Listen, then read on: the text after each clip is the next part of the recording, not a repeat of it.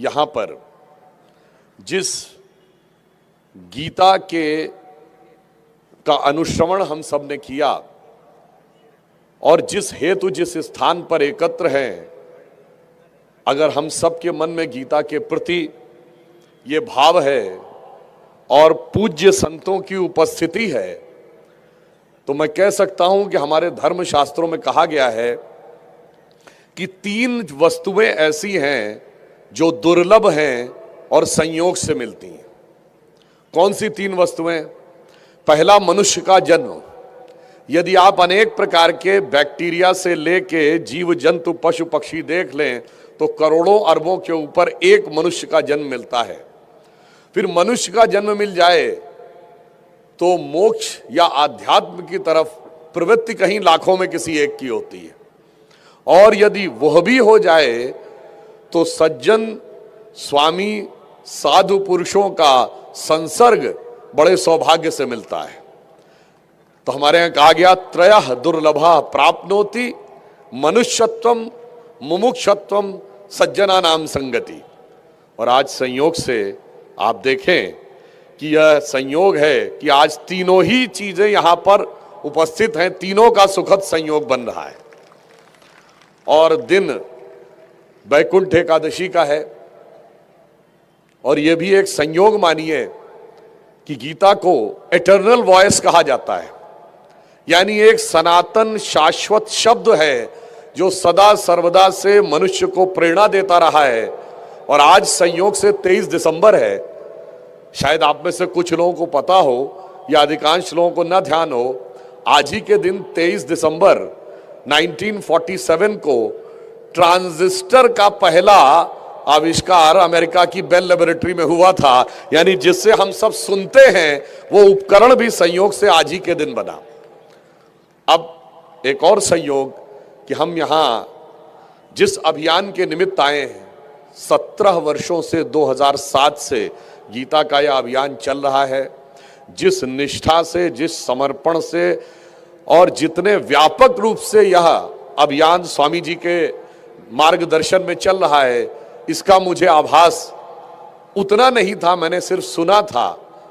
और कई हमारे जो वरिष्ठ लोग हैं, प्रहलाद जी हैं और अन्य लोग हैं, परमेश्वर हेगड़े जी ने बताया तो मुझे पता चला। और आज यह 17वें वर्ष में आ गया है। इसका अर्थ क्या हुआ? अगले वर्ष ये 18वें वर्ष में आ जाएगा, यानी अब यह अभियान तरुणाई से युवावस्था में प्रवेश करने वाला है। तो हम पूर्ण विश्वास के साथ कह सकते हैं कि जितने शानदार कार्य पिछले 17 वर्षों में 16 वर्षों में हुए हैं, उससे और शानदार कार्य आगे होने जा रहे हैं। और यह भी संयोग देखिए कि यह बेलगाम की धरती है, जहां पर जानते हैं भारत के स्वतंत्रता संग्राम में इसका क्या महत्व है। एक ही कांग्रेस अधिवेशन था जिसमें महात्मा गांधी ने जिसकी अध्यक्षता की थी, वो यहीं पर हुआ था। और महात्मा गांधी का उल्लेख क्यों आवश्यक है? महात्मा गांधी ने ही कहा था कि मैं अपने जीवन में यदि किसी ग्रंथ से सर्वाधिक प्रेरणा लेता हूं तो वो श्रीमद् भगवत गीता है। महात्मा गांधी ने कहा था, Gita is not my mother, it is my eternal mother, यानी मेरी माता नहीं है, मेरी चिरंतन सनातन शाश्वत माता है। तो आप समझ सकते हैं कि गीता का योगदान भारत के स्वतंत्रता संग्राम में क्या था। लोकमान्य तिलक ने गीता के ऊपर पूरा गीता रहस्य लिखा और उसको कर्म योग शास्त्र के रूप में निरूपित किया। महर्षि अरविंद, जिन्हें हम श्री अरविंदो भी कहते हैं, उन्होंने गीता से प्रेरणा ली और गीता के ऊपर पुस्तक भी लिखी। बड़े बड़े महापुरुषों को जो प्रेरणा मिली, शायद यही कारण था कि जब संविधान का निर्माण हुआ तो हमारे मूल संविधान की मूल प्रति में जो 10-12 चित्र अंकित किए गए हैं, क्योंकि जब संविधान लिखा गया तो एक विचार आया कि संविधान केवल एक लिखित पुस्तक नहीं है, यह जीवंत प्रेरणा का स्रोत होना चाहिए। और यदि यह जीवंत प्रेरणा का स्रोत होना चाहिए तो इसमें कुछ जीवंत प्रतीक भी होने चाहिए जो सदा से भारत को प्रेरणा देते आ रहे हैं। तो उसमें श्रीमद् भगवत गीता का उपदेश देते हुए भगवान कृष्ण का अर्जुन को उपदेश देते हुए चित्र अंकित किया गया। और जानते हैं किस पेज पे अंकित किया गया? जहां directive principles of the constitution यानी संविधान के नीति निर्देशक तत्व हैं, उस पृष्ठ के ऊपर गीता उपदेश देते हुए कृष्ण की तस्वीर है। अर्थात बहुत साफ है कि भारत की नीतियों का निर्देशन गीता के विचार के अनुरूप होना चाहिए। यही हमारे संविधान निर्माताओं का भी भाव था। और यह भी देखिए संयोग कि भगवान राम, माता सीता और लक्ष्मण का चित्र संविधान के जिस पेज पर है वो है fundamental rights of the constitution, यानी मूल अधिकार भगवान राम की मर्यादा से प्रेरित होने चाहिए और नीति निर्देशक तत्व गीता के ज्ञान से प्रेरित होने चाहिए। यह हमारे संविधान निर्माताओं का संकेत था। और शायद यही कारण था कि 2014 में जब प्रधानमंत्री श्री नरेंद्र मोदी जी इस देश के पहली बार प्रधानमंत्री बने, तो वो सिर्फ एक सरकार बदलने का विषय नहीं था, एक विचार बदलने का विषय था, एक मानसिकता बदलने का विषय था।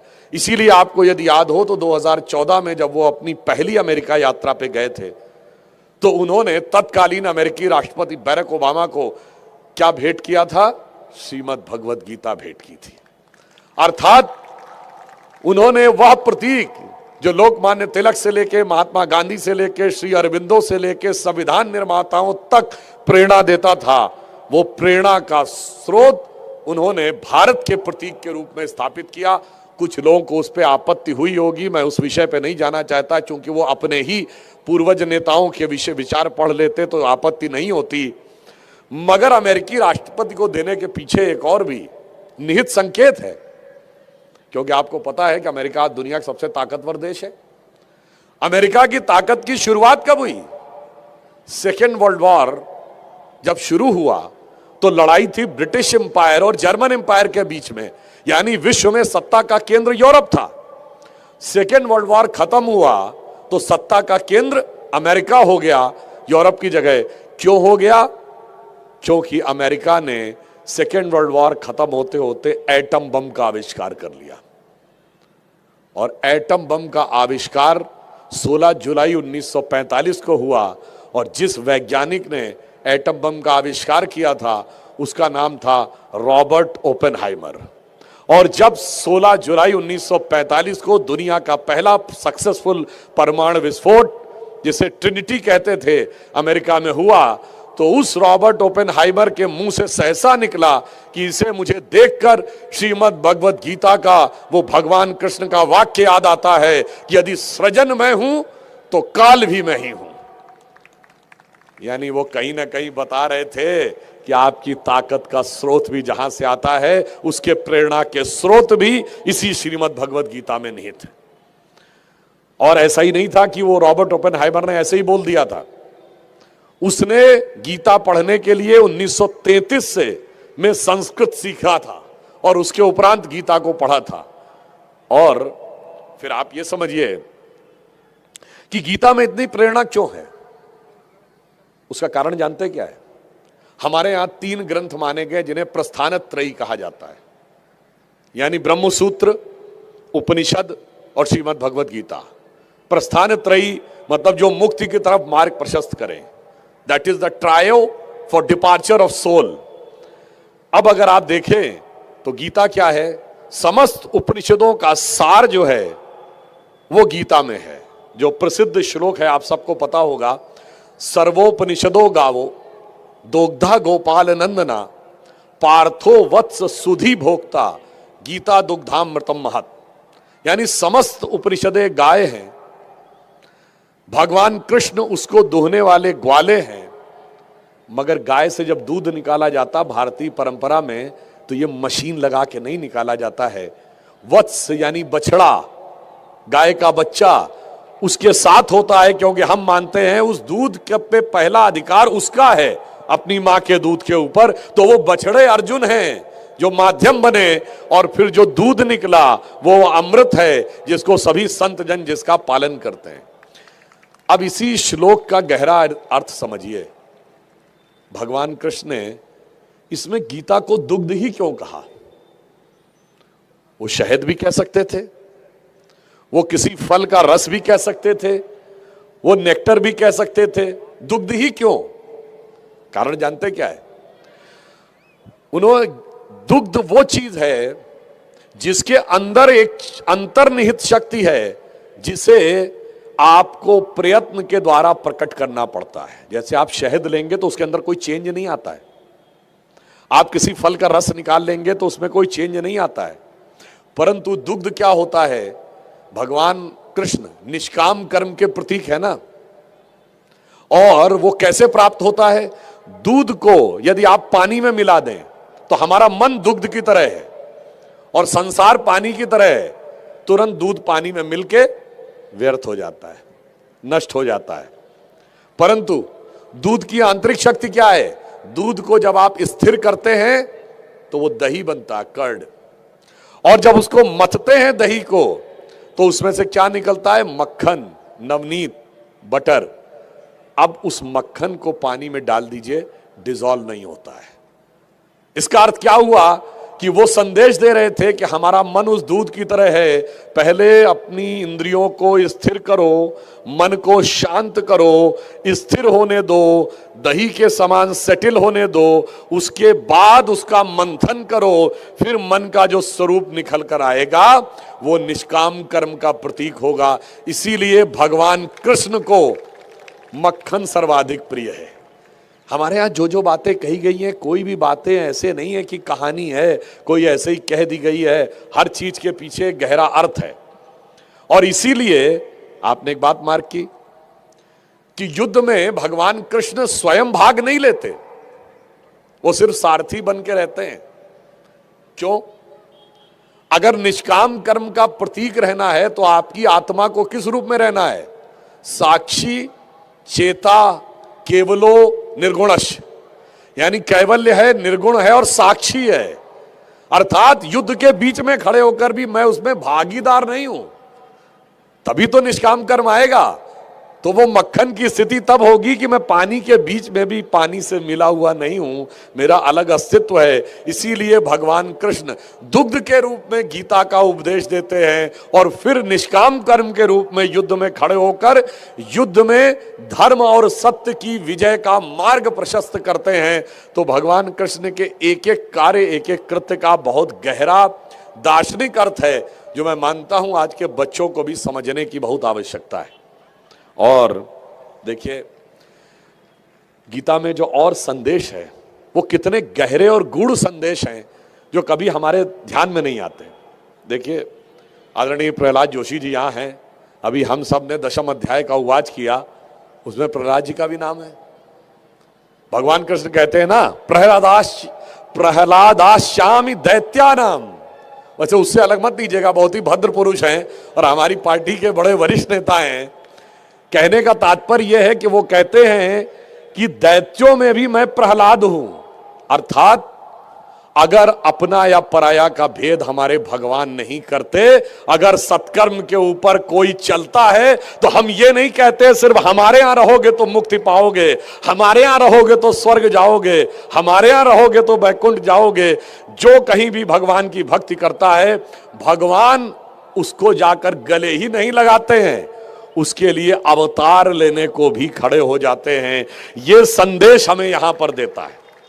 और आज मार्गशीर्ष का महीना है, तो भगवान ने क्या कहा? अब देखिए, जो मैंने बात कही, थोड़ा सा विषय धार्मिक से सामाजिक होता है।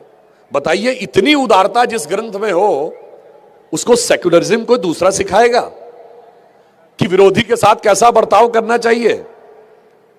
अर्थात श्रेष्ठतम उच्चतम मानव मूल्यों के प्रतीक सारे सूत्र श्रीमद् भगवद गीता में है। आज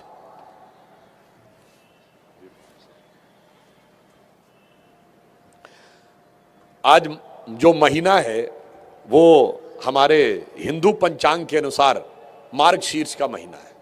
और भगवान ने क्या कहा, इस महीने का क्या महत्व है? मासा नाम मार्गशीर्षो हस्मि। मगर उससे पहले की पंक्ति में क्या कहा? छंदसा नाम अपि गायत्री। अर्थात छंदों में जो गायत्री का महत्व है, वही मासों में, महीनों में, मंथ्स में मार्कशीट्स का महत्व है। और हमारे बहुत से बच्चे जो यहां बैठे हैं उनमें से शायद अगर बच्चों को पता होगा, जिनको नहीं पता तो मैं बताना चाहता हूं, गायत्री हमारा मंत्र भी है और गायत्री छंद भी है। क्योंकि वो मंत्र एक विशेष छंद में बोला जाता है। गायत्री छंद वो है जिसमें 24 स्वर होते हैं और वो 8-8 के 3 भाग में विभाजित होते हैं। उस छंद को गायत्री कहते हैं। चूंकि यह छंद समस्त वैदिक मंत्रों में सर्वश्रेष्ठ माना गया है, इसलिए उन्होंने कहा छंदों में मैं गायत्री हूं। और यहां से एक और बात समझिए, हमारे जितने धर्म ग्रंथ हैं, जिस भी भाषा में लिखे हुए हों, वो छंद में लिखे हैं, स्ट्रेट लाइन में नहीं लिखे हुए हैं, वो एक लय में है। इसीलिए सारे के सारे जो वेद थे, हमको ये बताया जाता है, बचपन में पढ़ा था कि साहब वेद श्रुत परंपरा में थे, यानी सुनकर एक दूसरे को जनरेशन जनरेशन ट्रांसफर हुए, चूंकि वो लिखना नहीं जानते थे।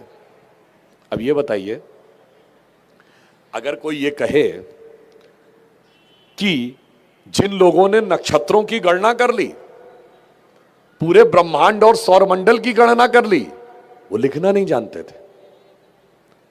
जिन्होंने ट्रिग्नोमेट्री और ज्योमेट्री खोज ली, वो लिखना नहीं जानते थे। जिन्होंने आयुर्वेद खोजा, जिन्होंने योग खोजा, वो लिखना नहीं जानते थे।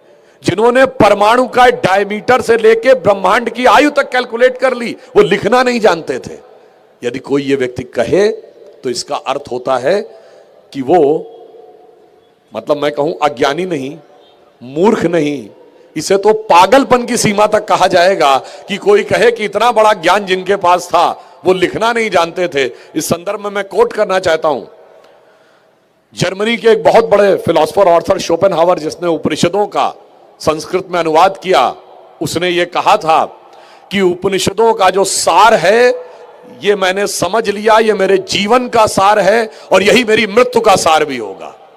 और उसने कहा कि Upanishadic philosophy is the height of human wisdom. और ये मैंने एक जगह पढ़ा था, चूंकि मेरे पास उसका रेफरेंस नहीं है तो मैं रेफरेंस नहीं कोट कर सकता हूं। उसने ये भी कहा था कि मैंने जीवन भर उपनिषदों का अध्ययन कर लिया, परंतु शायद इस ज्ञान से भी मेरी मुक्ति नहीं होगी, क्योंकि मैंने भारत में जन्म नहीं लिया है।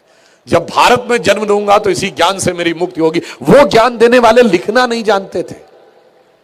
वास्तविकता यह थी कि कुछ चीजें ऐसी होती हैं जिसे लिखा जा ही नहीं सकता। जैसे छंद में जब आपको सुनाना है, कोई गीत सुनाना है, तो क्या संगीत के स्वर लिखकर समझाए जा सकते हैं किसी को? नहीं, गाकर ही समझाए जा सकते हैं। और केवल गाकर समझाए जा सकते हैं, मगर केवल लिखकर नहीं समझाए जा सकते।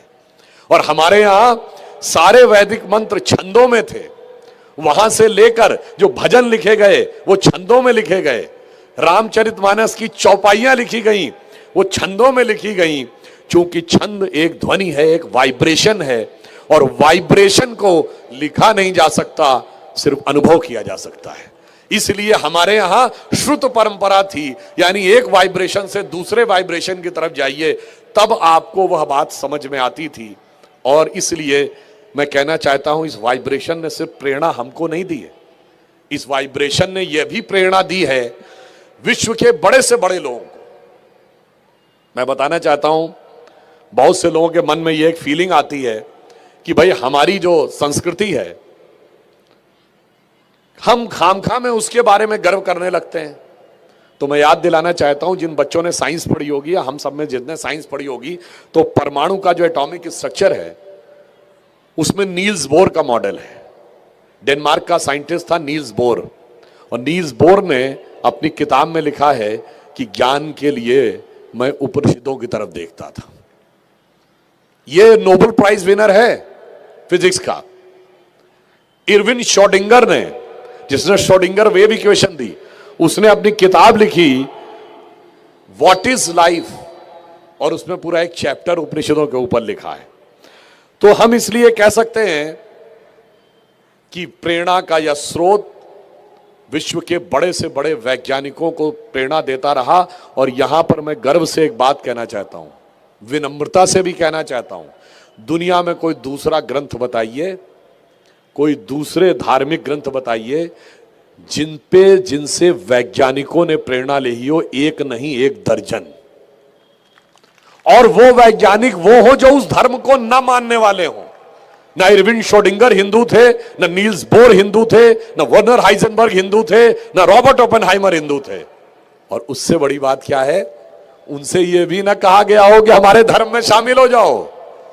यह हमारी महानता है कि हम ये कहते हैं कि यह शाश्वत नियम है प्रकृति का, इसको जो पालन करेगा वो मुक्ति प्राप्त होगा। क्योंकि गीता में भगवान कृष्ण ने क्या कहा, स्वधर्मे निधनम श्रेयो पर धर्मो भयावह। अपने अपने धर्म का पालन करो, किसी को दूसरे धर्म को प्रभावित करने की जरूरत नहीं है। मगर क्या बताएं, दूसरी जगह तो यह है, एक कहता भाई मेरे पास आ जाओ, पूरी दुनिया में मारकाट मच गई, तो दूसरा कहता मेरी तरफ आ जाओ, उस दुनिया में मारकाट मच गई। पर अगर उस कॉन्फ्लिक्ट में आज स्थिति यह हुई कि आप सबने सुना होगा एक टर्म यूज होता है clash of civilisation. Clash of civilisation में अगर कोहेरेंस ऑफ सिविलाइजेशन कोई दे सकता है तो वो गीता का वह वाक्य स्वधर्मे निधनम श्रेयो पर धर्मो भयावह। यानी अपने अपने धर्म का पालन करो, किसी भी प्रकार की कोई समस्या नहीं है। मगर कभी कभी एक बात मैं और कहना चाहूंगा कि प्रधानमंत्री जी ने 15 अगस्त 2023 को एक और बात कही थी कि यह अमृत काल है। यह अमृत काल बहुत से अमृत तत्व लेके आ रहा है।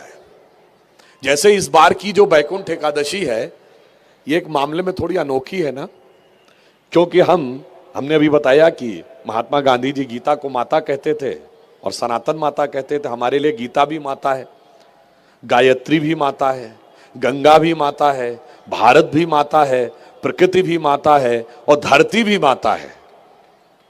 मगर ये बैकुंठ एकादशी इसलिए अद्भुत है कि भारत की संसद में मातृ शक्ति वंदन अधिनियम, नारी शक्ति वंदन अधिनियम पारित होने के बाद की यह पहली एकादशी है।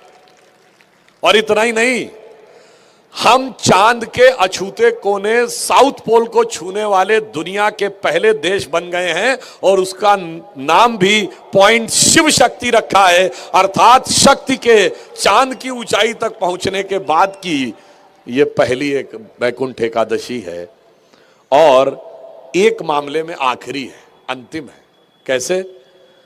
अयोध्या में भगवान श्री राम के रामलला विराजमान के प्राण प्रतिष्ठित होने से पहले की यह अंतिम एकादशी है। अगले महीने वो पूर्ण वैभव के साथ प्रतिस्थापित और स्थापित हो चुके होंगे। अर्थात आज का जो हमारा विचार है, ये अवसर है, ये बहुत अलग है। इसीलिए प्रधानमंत्री जी ने कहा था कि अगर भारत को विकसित भारत बनना है, जगत गुरु बनना है, तो गुलामी की मानसिकता से अपने को मुक्त करना होगा। गुलामी की इस मानसिकता से मुक्त करना होगा और अपनी विरासत पे गर्व करना होगा। मैं एक उदाहरण देना चाहता हूं कि गुलामी की कौन सी मानसिकता हमारे दिमाग में भरी हुई है। देखिए, अंग्रेजों के जमाने से, मैकॉले से लेकर और मार्क्स के जमाने तक कुछ झूठ हमारे दिमाग में स्थापित कर दिए जाते हैं उत्तर और दक्षिण को डिवाइड करने के लिए। आजकल तो लोग राजनीतिक ढंग से भी डिवाइड करने में लग गए हैं। वो कहते हैं साहब, उत्तर से लोग आए थे, बाहर से लोग आए थे और दक्षिण तक विजय करते चले गए। जबकि वास्तविकता क्या है? हमारे धर्म ग्रंथों में एक ही धर्म विजय लिखी गई है जो आदि शंकराचार्य ने की थी, दक्षिण से शुरू करके उत्तर तक की थी। केदारनाथ में जाकर उनकी समाधि है, श्रीनगर में उनका मंदिर है। और वो कैसी विजय थी, मैं प्रमाण सहित बोलना चाहता हूं। आप सबको याद होगा कि आदि शंकराचार्य का सबसे प्रसिद्ध शास्त्रार्थ आचार्य मंडन मिश्र के साथ हुआ। मंडन मिश्र जिस महर्षि नगरी में थे, वो संभवतः आज के बिहार में कहीं उसका स्थान माना जाता है। और उसके शास्त्रार्थ की महत्ता क्या थी? पहली बात तो धर्म पे शास्त्रार्थ हो रहा है, ये सिर्फ हमारे यहां होता था।